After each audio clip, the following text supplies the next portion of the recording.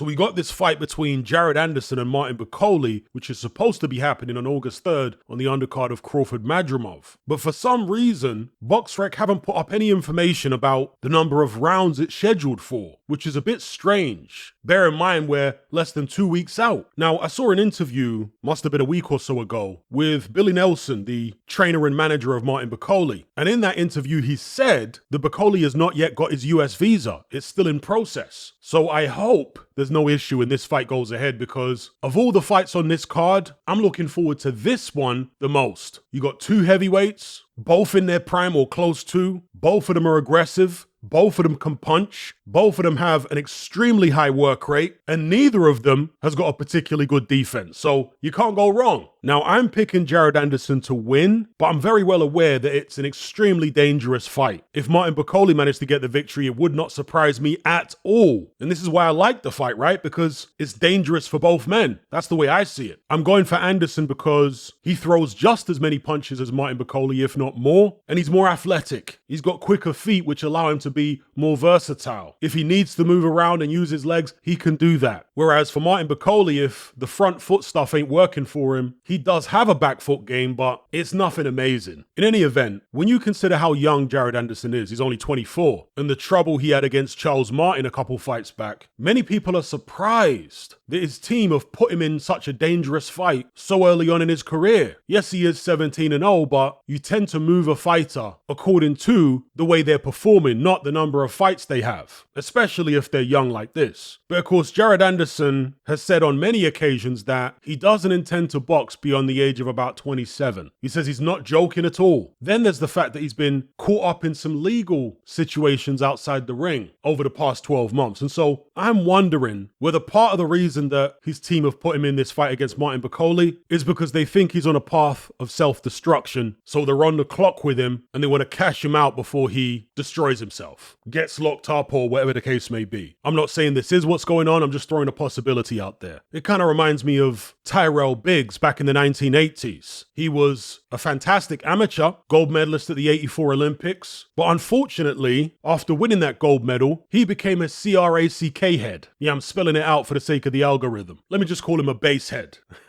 Right? He was a base head. And so his handlers, the Duvers, knew about this. And despite the fact that he wasn't performing well, he went life and death with a guy called David Bay. Go watch that fight on YouTube. After only about 14 or so professional bouts, they threw him in there against Mike Tyson, who was undisputed champion. Tyson had 30 bouts. Again, Tyrell Biggs, great amateur, but he hadn't yet transitioned to the pro game. He still looked very amateurish and wasn't performing well, was struggling, needed a lot more seasoning. He was nowhere near ready for Mike Tyson when they threw him in with him. But as I say, they figured the guy's going to self-destruct because of his habit, so we need to cash in now while we still can, before he gets beat by a lesser opponent. And then we don't even get that title shot against Mike Tyson. It's something similar going on here with Bob Arum putting Jared Anderson in against Martin Bakole. Again, I'm not saying that's the case. I'm asking the question. Martin Bakole's obviously not a champion and he's no Mike Tyson, but he is dangerous. Certainly a lot more dangerous than anybody Jared Anderson has fought so far as a professional, at least on paper. So I'm very much looking forward to this one. I hope it goes ahead. I'm hoping to see BoxRec update the fight listing with the scheduled number of rounds, whatever it is, 10 or 12. And one thing that gives me a little bit of hope, but then again, maybe it shouldn't, maybe it should give me even more worry, but that is the fact that they haven't put the scheduled number of rounds for the Andy Ruiz-Jarrell Miller fight up either. Now, neither of those guys would be waiting on a visa. They're surely both American citizens, right? I'm sure they were both born in America. But I remember a few weeks ago, Jarrell Miller put out a video calling out Jared Anderson. And this is after he signed to fight Andy Ruiz. So was there an issue from then with maybe Martin Bakole being able to get into the US and with Andy Ruiz being able to fight? Is that why Jarrell Miller said, yo, I'll fight Jared Anderson then? Hopefully not. Hopefully Ruiz fights Miller and Anderson fights Bakole. Let me know what you guys think about all this in the comment section below. And before I go, I just want to tell you about this week's non-boxing content. I uploaded this video. It's about an hour and a half long,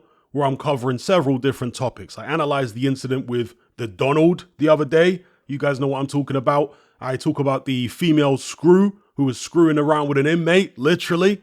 I also talk about the manosphere, the changing demographics of the UK and the backlash against it, the anti-UK tourist protests in Spain and how they came about, and a few other topics as well. If you want to access this content, as well as hundreds of other exclusive podcasts and videos, as well as our members chat, just head on over to my Patreon page and select the tier called the Brotherhood of Reason. There's no contract, no commitment. You can cancel at any time, just like Netflix, but it's a hell of a lot cheaper. Just download the app from the Play Store or the App Store. All the links are in the description box below.